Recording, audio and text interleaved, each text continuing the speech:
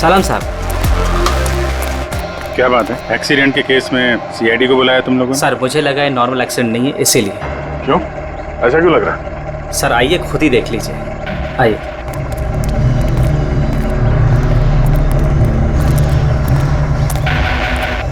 Sir दरवाजा खुल नहीं रहा था, बड़ी मुश्किल से हमने खोला इसे।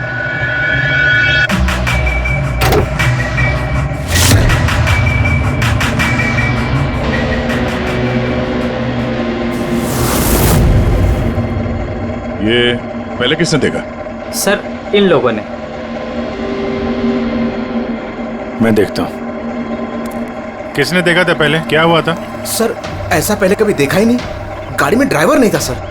गाड़ी में ड्राइवर नहीं है तो गाड़ी अपने आप चल रही थी। अरे यार साफ साफ बताओ भाई। हाँ सर, गाड़ी में ड्राइवर नहीं दिखाई दिया और गाड़ी जाके सीधे पेड़ से टकरा गई। अरे क्या बात कर रहे हो, गाड़ी के अंदर ड्राइवर है, मना पड़ा है। नहीं सर, सच में गाड़ी में ड्राइवर नहीं था, नहीं तो ये गाड़ी मेरी भी गाड़ी को टकराते हुए बच गई। लाश की हालत से तो लगता है कि गाड़ी काफी स्पीड में थी। सर गाड़ी बहुत स्लो थी, लेकिन इतनी स्लो में कोई मर कैसे सकता है? गाड़ी भी ऑटोमेटिक है, हर चीज ऑटोमेटिक है, सेफ्टी डिवाइस भी ठीक है।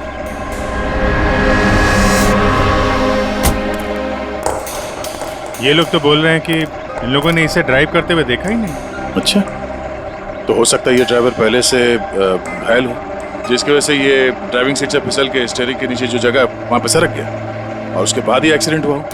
शायद इसीलिए नहीं दिखा होगा। कुछ पता चला कौन है, कुछ आईडी वगैरह? अरे हाँ, इसका नाम अमन है और उसका मोबाइल है पूरी तरह से टूट गया। और एक बात अभिजीत, ये गाड़ी ऑटोमेटिक है, ये देखो इंजन अभी भी ऑन है, ऑफ नहीं हो रहा है। हो सकता है जब ये एक्सीडेंट हुआ हो उसकी वजह से जो इम्पैक्ट हुआ उससे ये कार का कंप्यूटर क्रैश हुआ। यार ये लोग तो बोल रहे हैं कार बहुत स्लो थी जब टकराई। ऐसा इम्पैक्ट? कहीं कार के साथ कुछ छेड़छाड़ तो नहीं की गई? हो सकता है। ठीक है, गाड़ी को पुलिस गैराज भेजते हैं और इसको फोरेंसिक लैब। मैंने इस गाड़ी को अच्छी तरह से चेक किया है। इस कार को मॉडिफाई किया गया है, एक्स्ट्रा सेफ्टी फीचर्स दिए गए हैं।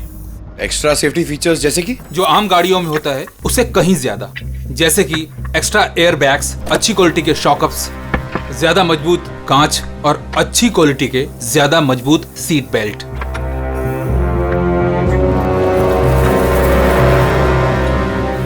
ये देखो, निकोटीन पैच। Nicotine patch? ये तो सिगरेट छोड़ने के काम में आता है ना? हम गाड़ी के सिस्टम को कंप्यूटर से लिंक कर सकते हैं? जी हाँ मैडम, एक मिनट।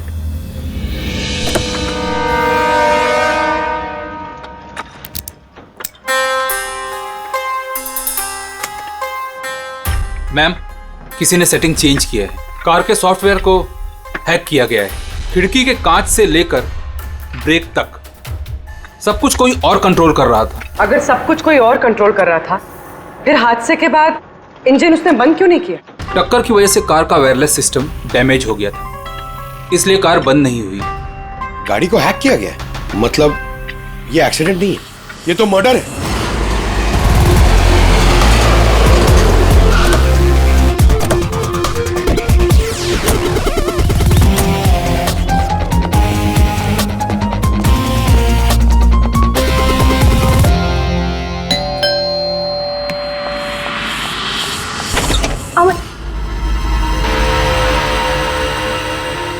आप लोग? सीआईडी।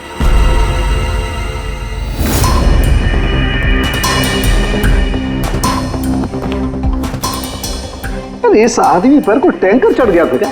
सारी की सारी हड्डियां टूट गई हैं। कोई टैंकर वैंकर नहीं चढ़ा था इसके ऊपर साउंड के। एक छोटा सा एक्सीडेंट हुआ था यार, छोटा सा, और वो भी किसी ने करवाया था। आपके पति अमन का एक्सीडेंट हुआ है और वो नहीं रहे। आपको कैसे पता? अमन को कार नहीं चलानी चाहिए थी, वो कभी कार नहीं चलाता था सर, क्योंकि उसे पता था कि छोटा सा झटका भी उसकी जान ले सकता है। पर आप लोग, मेरा मतलब है कि सीआईडी यहाँ पे? जी, क्योंकि हमें लगता है कि उनका खून हुआ है। खून? पर ऐसे कैसे हो सकता है सर? एक्सीडेंट से पहले तो अमन मुझसे फोन पे बात कर रहा था, हम दोनों फोन पे बात कर रहे थे कि अचानक फोन कट हो गया। मैंने बहुत ट्राई किया लेकिन फोन नहीं मिला। मैं समझ गई थी कि कुछ तो ठीक नहीं है। अमन कभी भी खुद गाड़ी ले जाकर इतना बड़ा जोखिम नहीं उठा सकता था। खुद ड्राइव नहीं करते हैं तो ड्राइव कौन करता है? सर, हमारा एक ड्राइवर है। कहाँ वो ड्राइवर कहाँ है अभी? उसकी तबीयत खराब थी, इसलिए वो छुट्टी पर है। कहीं उस ड्राइवर नहीं तो कुछ गड़बड़ नहीं गई गाड़ी में? नहीं सर, हमारा ड्राइवर बहुत ही भरोसेमंद इंसान है, वो ऐसा कभी नहीं कर सकता। पिछले 15 साल से वो हमारे लिए कार चला रहा है। सर, इसके शरीर पर 7 जगह हड्डियों के टुकड़े टुकड़े हो गए, 43 जगह हेयरलाइन फ्रैक्चर्स हैं और 21 जगह माइन्यूट फ्रैक्चर्स हैं। और हैरानी की बात तो ये है कि इसके पहले भी इसके शरीर पर बहुत सारे फ्रैक्चर्स हो चुके थे जो अब हील हो गए। बॉस, इन हड्डियों के टूटने की वजह से इसके शरीर के नाजुक अंग जैसे हार्ट, फेफड़े, ये सब डैमेज हो गए हैं और मौत भी शायद इसी वजह से हुई है। साळुंखे, ये जो निशान है स्क्वेरिश, ये कैसे निशान है? बॉस, ये निकोटिन पैचेस के निशान है। इसके शरीर पे बहुत ज्यादा है। इसे सिगरेट पीने की लत थी और वो इसे छोड़ना चाह रहा था। Nicotine patches? अच्छा। और फिर यार अभी तारिका ने बताया कि इसके शरीर पर पुराने फ्रैक्चर्स के निशान भी हैं, बहुत सारे। ये पुराने फ्रैक्चर्स का क्या मतलब हो सकता है? अमन को ड्राइविंग तो आती थी ना? हाँ सर। तो फिर जोखिम किस बात का? अमन मेरे या आपकी तरह नहीं था सर। छोटे से छोटा झटका भी इसकी जान ले सकता था। ड्राइविंग की वजह से उसकी जान को खतरा था, इसीलिए हमने कार में भी काफी मॉडिफिकेशंस करवाई थी और ड्राइवर को भी कहा था कि कार आराम से चलाए। छोटा सा छोटा झटका भी उसकी जान ले सकता था? क्या मतलब? क्या कुछ था उसको? कोई प्रॉब्लम थी? सर, अमन का शरीर कमजोर था, नाजुक था। यार तू क्या कर रहा है साळुंखे? अरे ये बॉस, ये ऑस्टियोजेनेसिस इम्परफेक्ट है। ऑस्टियोजेनेसिस इम्परफेक्ट मतलब ब्रिटल बोन डिजीज? एग्जैक्टली, भंगुर अस्थि रोग। मतलब इसकी हड्डियां भंगुर हैं। और इसीलिए बॉस, इसकी हड्डियों को अगर जरा सा भी झटका लगे तो चकनाचूर हो सकती हैं। 25 से ज्यादा बार उसके फ्रैक्चर्स हो चुके थे। हमेशा खतरा रहता था उस पे। मुझसे जितना हो सके मैं उसकी सुरक्षा का ख्याल रखती थी ताकि उसे कोई झटका न लगे। घर में, कार में हमेशा उसकी सुरक्षा का ध्यान रखती थी। यहाँ तक कि जब अमन को पता चला कि सिगरेट पीने से हड्डियाँ कमजोर होती है तो अमन ने पूरी कोशिश की सिगरेट छोड़ने की। तभी इतने मामूली एक्सीडेंट से भी ये हाल हो गया था शरीर का। लेकिन वो अचानक गाड़ी लेके कहाँ गया था? सर, मुझे नहीं पता, लेकिन जब वो अकेला गाड़ी लेकर चला गया तो मुझे उसकी बहुत चिंता हुई और मैंने अमन को फोन किया। हेलो अमन। या बेबी बोलो। अच्छा, तो तुम खुद ड्राइव कर रहे हो। तुम्हें पता है ना तुम्हारा ड्राइव करना कितना ज्यादा खतरनाक है, लेकिन तुम मेरी बात सुनते तक नहीं। वैसे ऐसा कौन सा जरूरी काम था जिसके लिए तुम खुद गाड़ी लेकर निकल गए? ड्राइवर तक का वेट नहीं किया गया तुमसे? जरूरी था स्वीटहार्ट, लेकिन तुम परेशान मत हो, मैं गाड़ी आराम से ही चला रहा हूँ। अमन, मुझे ऐसा क्यों लग रहा है कि तुम मुझसे कुछ छुपा रहे हो? देखो सुप्रीति, मैं मानता हूँ कि मैं सारी बातें तुमसे शेयर नहीं कर पा रहा, लेकिन इसका मतलब ये नहीं कि तुम उल झेलुल बातें सोचने लग जाओ। है कुछ प्रॉब्लम्स, मैं उन्हें सॉल्व कर लूँ, फिर तुम्हें सब कुछ बता दूंगा। प्रॉब्लम्स? तुम अभी क्यों नहीं बता सकते मुझे? क्योंकि ये सब खतरनाक है, वो लोग बहुत खतरनाक हैं, मैं तुम्हें नहीं बता सकता। खतरनाक लोग? Oh no. अमन, हेलो। कौन सा प्रॉब्लम? और ये किन खतरनाक लोगों की बात कर रहे थे? वो कुछ पता है आपको? सर, मैं कुछ नहीं जानती। अमन की किसी से कोई दुश्मनी, कोई बिजनेस राइवलरी वगैरह?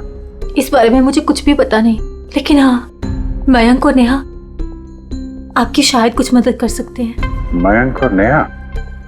ये कौन है ये लोग? मयंक पेशे से एक वकील है और अमन का दोस्त भी, और नेहा अमन की सेक्रेटरी थी।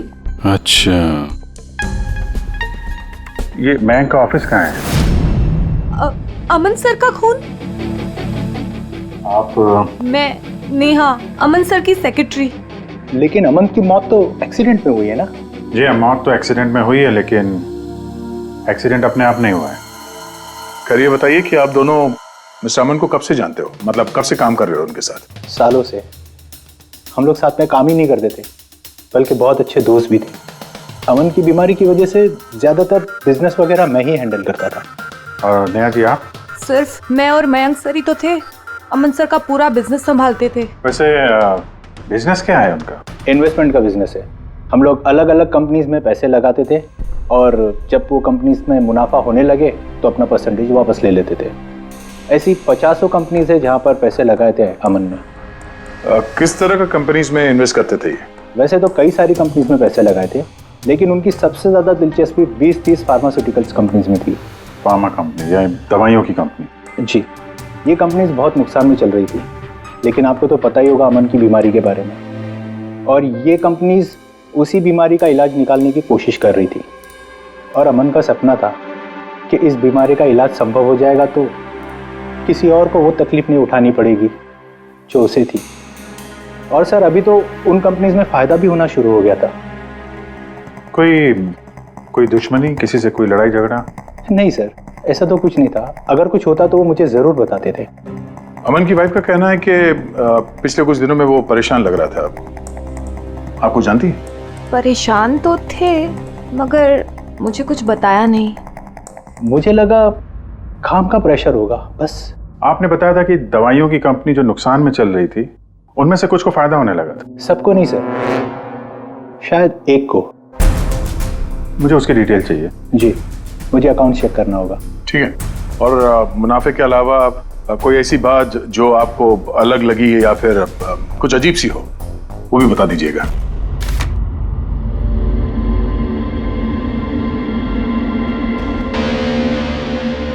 ये जादव है सर, अमन का ड्राइवर। काफी परेशान लग रहा है वो। देखते हैं।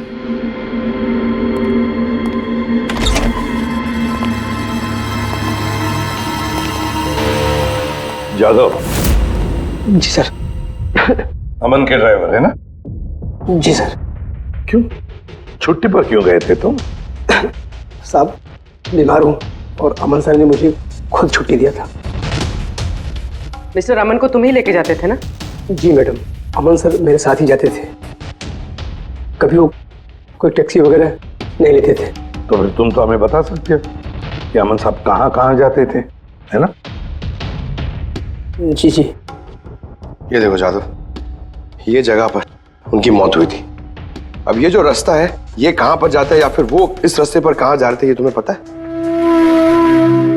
मुझे नहीं पता है। देखो, हमें पता है कि तुम इसके बारे में जानते हो। तुम्हारी भलाई इसी में है कि सीधे सीधे बता दो। जी मैडम। सुप्रीति मैडम से कुछ कहिएगा मत। वो सड़क के कुछ दूर पे एक मोटेल है, वहां हमेशा वो बार बार जाते थे। मोटेल में बार बार जाते थे? क्यों, इससे मिलने जाते थे? जी साहब, एक मैडम थी।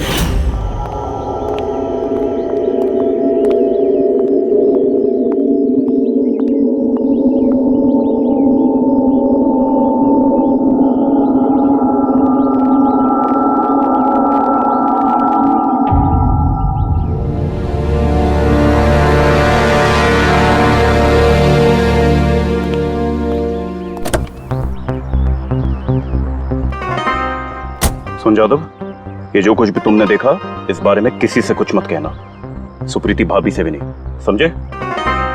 ओके? जी सर। मैडम थी? मतलब अमन का उस औरत के साथ चक्कर चल रहा था? जी, छोटी मुंह बड़ी बात। साहब छुप छुप के उस मैडम से अगर मिलते थे तो इसका मतलब तो यही निकलता है। अमन उस औरत से मिलने जा रहा था जब यह हादसा हुआ। हो सकता है वो औरत अब भी वहीं पर हो, उसी मोटल में। चलकर मिलना पड़ेगा इस औरत से।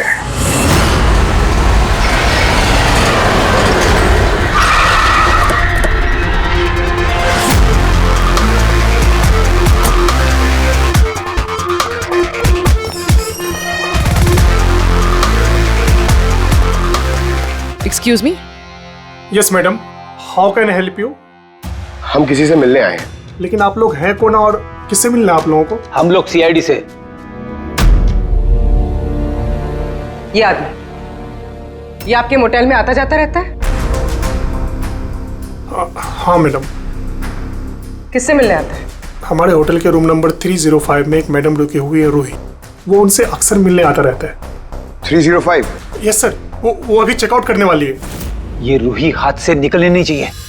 कहाँ से जाना है? सर यहाँ से लेफ्ट। पंकज, स्टेयरकेस से जाओ, हम दोनों लिफ्ट से जाते हैं।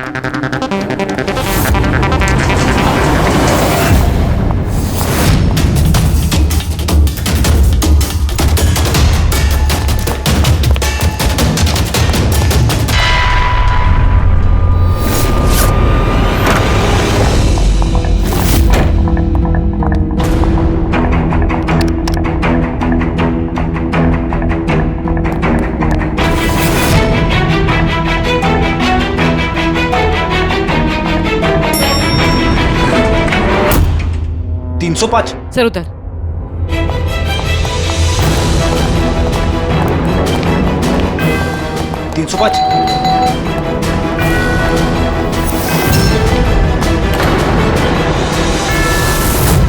रूही? नो। ए, रुको! पूर्वी! रूही, मुझे मत मारो, मुझे मत मारो प्लीज। रुको। रूही, रूही, ए रूही, रूही, रूही, रुको, रूही।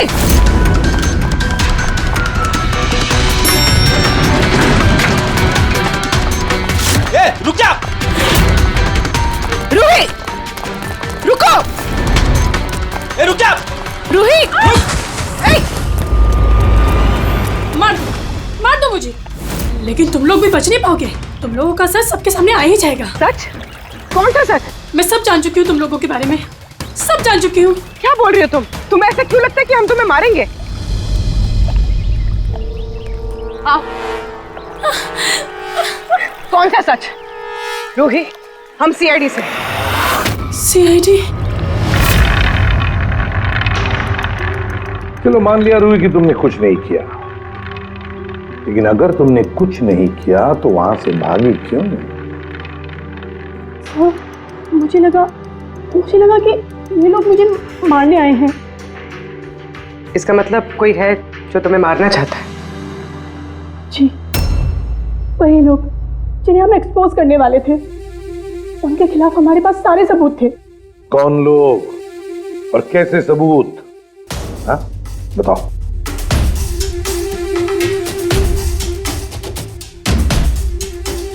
इसे तुम जानती हो ना, यमन है ना, इसी के साथ तुम मिलकर काम करती थी, इसी के साथ मिलकर तुम उन लोगों को एक्सपोज करने वाली थी जिसकी वजह से अमन की जान चली गई। देखो री, अब शायद तुम्हारा नंबर है, वो लोग तुम्हें मारेंगे। सर मैं मरना नहीं चाहती, मैं मरना नहीं चाहती सर। तो फिर बताओ जल्दी, कौन लोग हैं वो? उनका राज छुपाने से वो तुम्हें छोड़ेंगे नहीं। सर,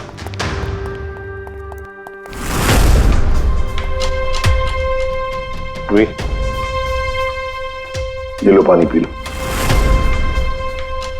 पियो। और मैंने जो कहा ठंडे दिमाग से सोचो, अपने बारे में सोचना जरूर। मैं आता हूं।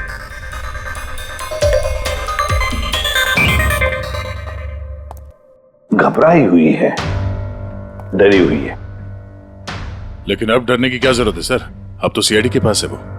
लेकिन सर वो हम पे भरोसा नहीं कर पा रही, थोड़ा वक्त लगेगा। से जो अमन का वकील है मयांक, उससे क्या पता चला? सर अमन ने बहुत सारी दवाई की कंपनियों में पैसा लगाया था, लेकिन वो सब के सब घाटे में चल रही थी। एक कंपनी है जिसने अभी अभी फाइनली फायदा करना शुरू किया था, CRM फार्मास्यूटिकल। और सर ताजुब की बात यह है कि अमन ने पिछले हफ्ते ही इस कंपनी के साथ जितने भी डीलिंग्स है वो सब तोड़ दिए और मैं भी इस बात से काफी हैरान था। वही तो समझ में नहीं आ रहा है कि इस अमन ने जब ये कंपनी लॉस में जा रही थी तब उसके साथ तो डील नहीं तोड़ा, और जब ये कंपनी प्रॉफिट कर रही है तब डील तोड़ने जा रहा है। और सर वो मयंक से कभी कोई बात छुपाता नहीं था, उसने ये बात मयंक को बताई भी नहीं। हाँ सर, मयंक ने उसका भरोसा तोड़ दिया होगा सर। आओ जरा। रोहित, सीआरएम फार्मास्यूटिकल्स के साथ जो अमन की डील थी वो तुम्हारी वजह से कैंसिल हो गई है ना?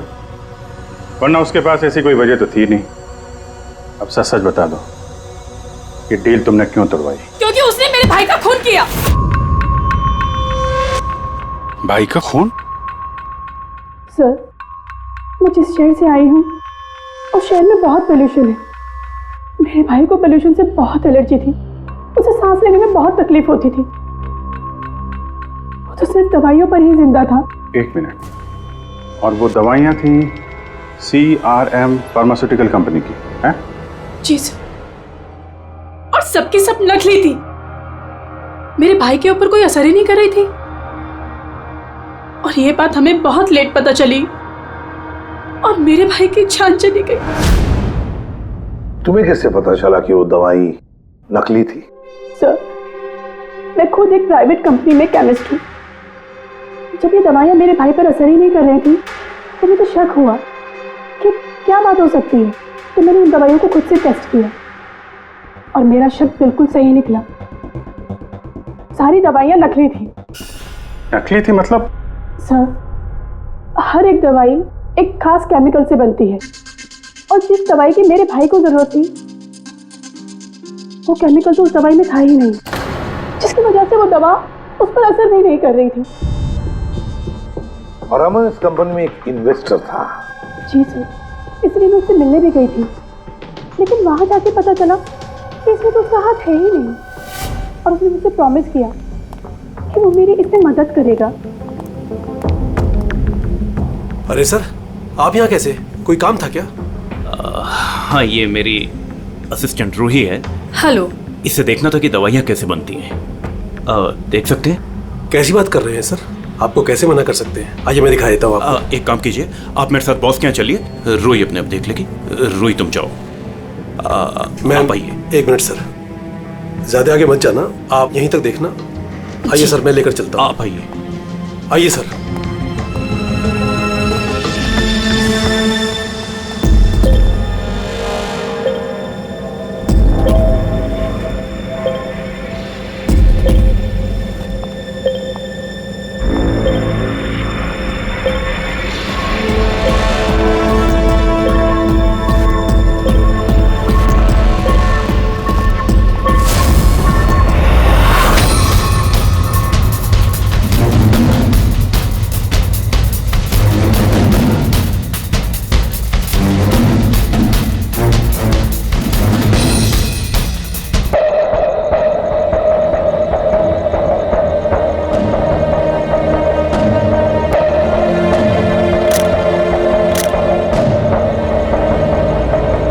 ये तो वही केमिकल है, लेकिन ये लोग यहाँ से बाहर क्यों लेके जा रहे हैं? फिर हमने सारे सबूत जुटा लिए थे और सारे सैंपल्स भी टेस्ट किए थे।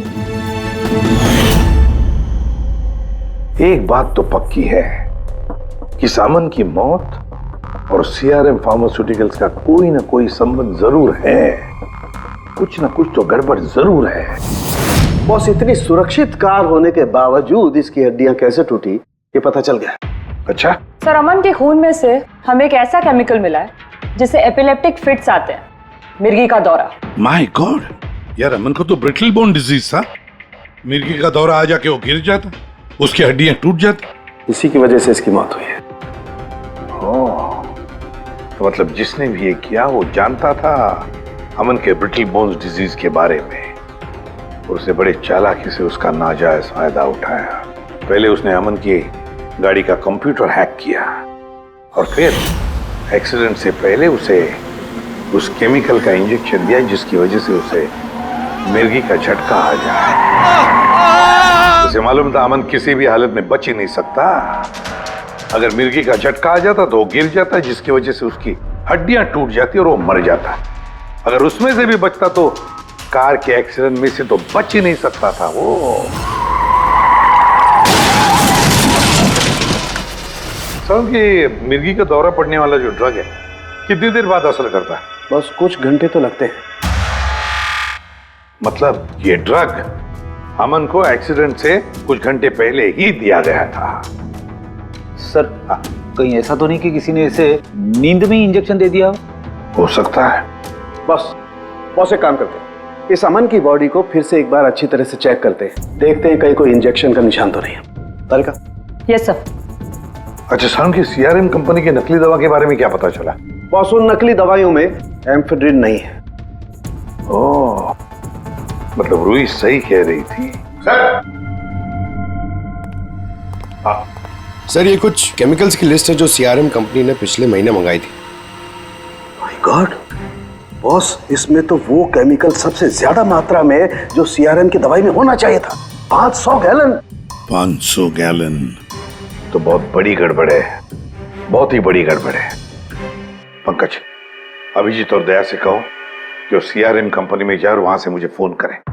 और फ्रेडी, तुम और पूर्वी अमन के घर जाओ और पता लगाओ एक्सीडेंट के दिन अमन से कौन कौन मिलने आया था।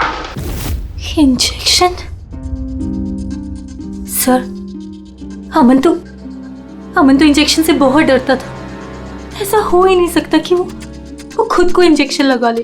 अपने आप नहीं लगवाया होगा तो किसी डॉक्टर से लगवाया होगा। नहीं सर, अमन तो इंजेक्शन के नाम से कोसों दूर भागता था और उसकी हेल्थ बिल्कुल ठीक थी। अगर कोई भी प्रॉब्लम होती तो वो कम से कम मुझे बताता।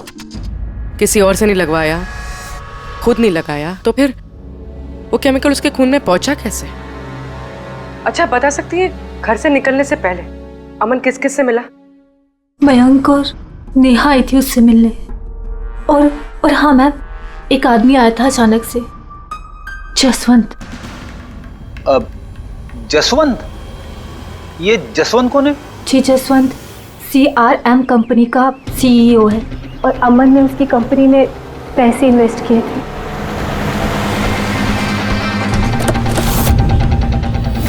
मिस्टर जसवंत, आप अमन के घर गए थे उससे मिलने के लिए उसके एक्सीडेंट के कुछ घंटे पहले?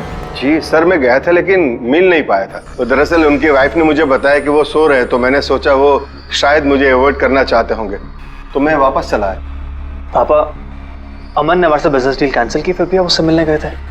जी बेटा, क्योंकि मैं उनको वापस लाना चाहता था। सर वो हमारी नई यूनिट के लिए बहुत जरूरी था। तो जसवंत जी, जब आप अमन से मिलने उसके घर गए तो वाइफ सुप्रीति के अलावा वहां कोई और भी था? मैं जब गया तब तो वहां कोई नहीं था, लेकिन हाँ जब मैं वहां से निकला तो उनके लॉयर मिस्टर मयंक और सेक्रेटरी नेहा, वो दोनों जरूर उनके घर आए थे। अच्छा ठीक है, thank you very much.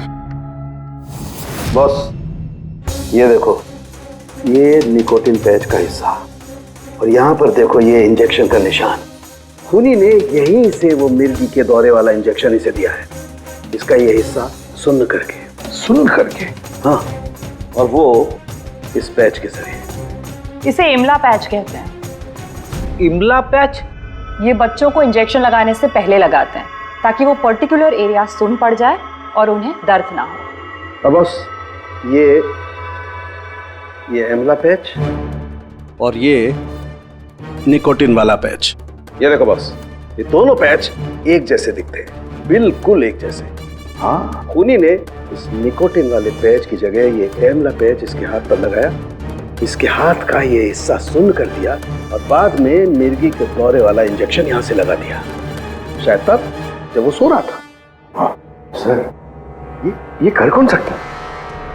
Jaswant तो एक हफ्ते से अमन को मिला भी नहीं, तो फिर सर वो मयंक या फिर नेहा, वो तो नहीं।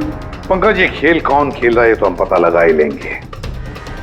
अब हम भी एक खेल खेलेंगे, एक ऐसा खेल जिसमें जीत सिर्फ हमारी ही होगी, हमारी जीत।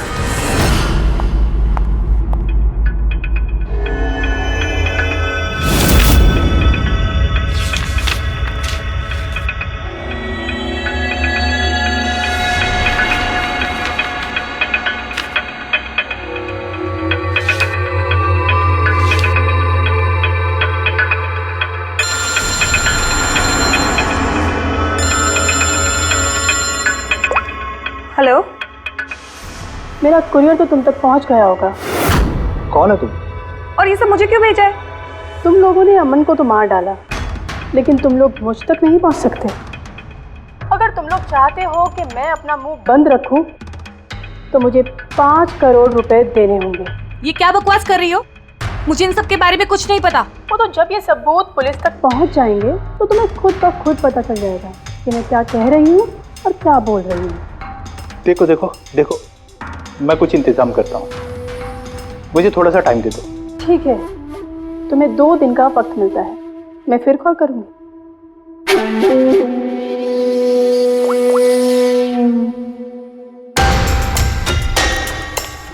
तो मास्टरमाइंड ये मयंक है।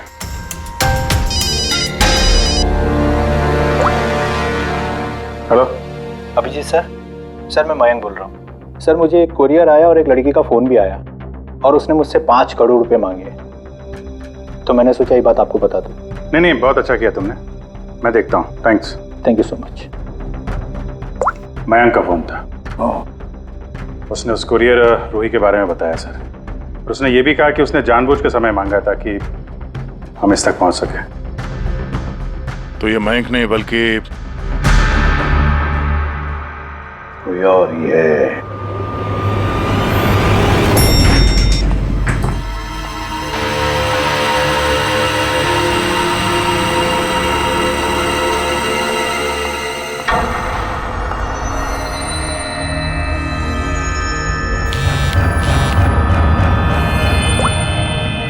हाँ सर।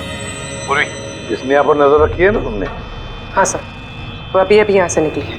कड़ी नजर रखना पूर्वी, बिल्कुल कड़ी नजर। अपनी नजरों से ओझल मत होने देना उसे। ये नेहा ही हमें उस खूनी तक पहुंचाएगी। सर।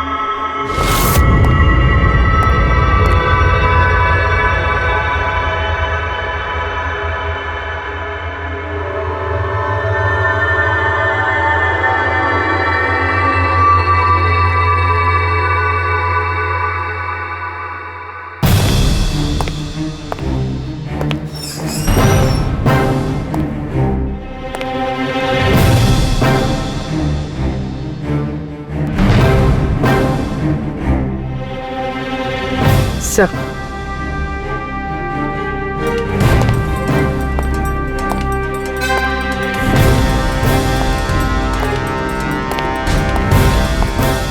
क्या हुआ?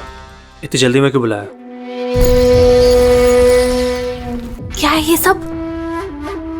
ये सब क्या है? तुमने तो कहा था कि किसी को कुछ पता नहीं चलेगा। फिर हमारे बारे में ये लड़की सब कुछ कैसे जानती है? डोंट वरी बेबी, मैं सब संभाल लूंगा। मैं हूं ना। जैसे उस अमन को ठिकाना लगाया वैसे इस लड़की को भी ठिकाना लगा दूंगा। तुम टेंशन मत लो।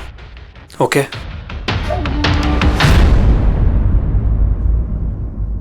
पहले हमसे तो निपट लो। You are under arrest, Mr. Ashwin.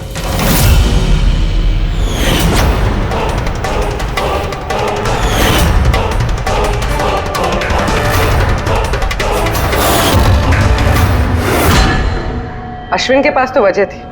तुमने अपने बॉस का खून क्यों किया? हम दोनों एक दूसरे से प्यार करते। जब मुझे पता चला कि अमन सर सीआरएम फार्मास्यूटिकल की जांच कर रहे हैं। तो ये बात मैंने अश्विन को बता दी ताकि वो लोग अपनी गलतफहमियां दूर कर सके। लेकिन इसने तो अमन को ही दूर कर दिया। क्यों अश्विन? मैं जानता था कि अमन को कुछ समझाने का कोई फायदा नहीं होगा। वो तो हमें जेल भिजवा के ही रहता। तुमने मेरे भाई को मारा, अमन का खून किया और ना जाने कितने मासूमों की जान ली होगी तुमने अपनी इन नकली दवाइयों से। बिजनेस में बहुत घाटा हो रहा था, नुकसान पे नुकसान हो रहा था। डैड नहीं मानते, इसलिए उनको बिना बताए मैंने केमिकल्स को नॉर्थ इंडिया के प्लांट में भेजना शुरू कर दिया। उससे हम नशा बनाते थे, थोड़ा प्रॉफिट हो ही रहा था कि अमन ने सारा खेल बिगाड़ दिया। सिर्फ फायदे के लिए दवाइयों की जगह पे तुम ये जहर बनाने लगे थे, हाँ? मुझे कंपनी की हालत पता थी। मैंने अमन सर को अश्विन से मिलाया था ताकि वो कंपनी में इन्वेस्ट करके उसे डूबने से बचा सके। और अमन खुद को तुम लोगों से बचा नहीं पाया। ये सब कुछ मैंने अपने प्यार के लिए किया। मेरे अलावा कोई ये कर नहीं सकता था क्योंकि वो अपने निकोटीन पैच मुझे से मंगाते थे।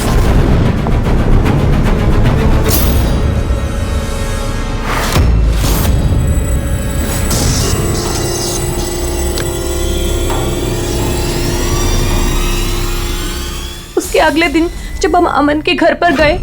अरे आप ही गए? पर अमन तो सो रहे हैं, अगर कुछ इम्पोर्टेंट काम है तो मैं जगा देती हूँ। नहीं कोई बात नहीं, हम इंतजार करेंगे। ओके, मैं अभी आती हूँ।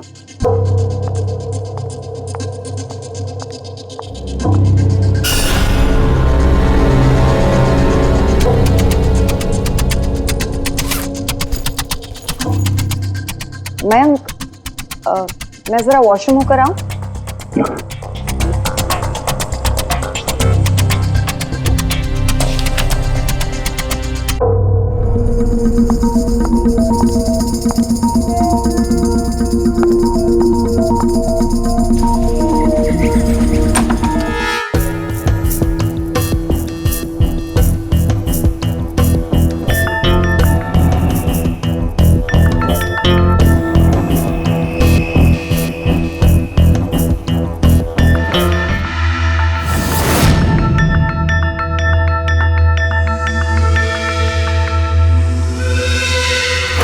और वो दौरा उसकी कमजोर हड्डियों के लिए जानलेवा बन गया।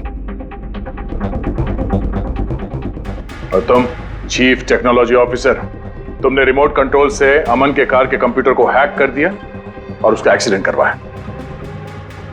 कमाल का दिमाग पाया है तुम लोगों ने, कमाल का दिमाग।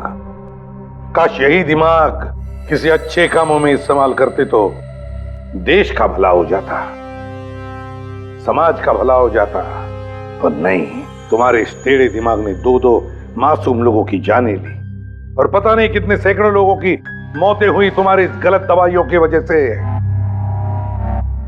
तुम्हें तो कड़ी से कड़ी सजा होगी, शायद फांसी होगी तुम्हें।